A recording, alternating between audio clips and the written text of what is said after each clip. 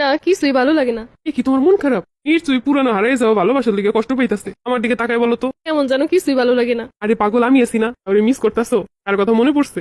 জানি না, শুধু জানি কিছুই ভালো লাগে না। আরে তুমি কেন কষ্ট পাবা? কষ্ট তো পাইবো সে যে তোমারে হারাইছে। সম্পর্ক দৈরে রাখনের দায়িত্ব তো পুরুষের। সে যদি চাই তো অবশ্যই তোমারে পাইতো। সে তোমার যোগ্য ছিল না। তারপরও প্রথম ভালোবাসা আসলে সত্যি বলা যায় না। কে বসে বলা যায় না? অবশ্যই সঠিক মানুষ জীবনে এসে ভালোবাসলে অবশ্যই বলা যায়। আমি তোমার বুঝি না, তোমার ভালোবাসি না। বাসো তো অনেক বাসো। তোমার প্রথম ভালোবাসার চেয়ে বেশি ভালোবাসি কিনা কম ভালোবাসি কও দি। না, বেশি বাসো। সত্যি সত্যি কও, মন রাহানের লিগে কোন লাগবো না। আর হের থেকে 10 গুণ বেশি ভালোবাসো তুমি। তাইলে যে গেছে হেরে বুইলা যাও। ও আমার এমন করে সাইডে চলে গেল, এত ভালোবাসার মূল্যই দিল না। আমি তো জানি সেই কথা, তুমি বুইলা যাও এই কথাগুলা। চলো তোমার আমি ঘুরতে নিয়ে যাই। ভালো লাগে না ঘুরতে।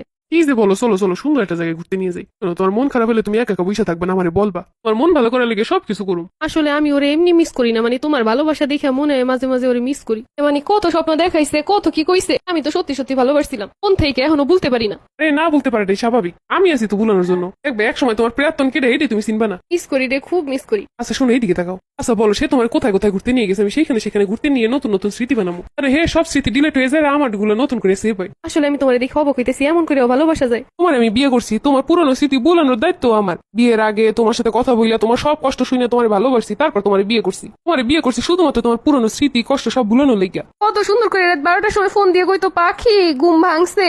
আমি রাত 12টার সময় কমো। তুমি কেমনে কবা? তুমি তোমার পাশেই থাও, ফোন দিয়ে তোর কইতে পারবা না। পাশের রুমে যাবো, 12টার সময় ফোন দিব।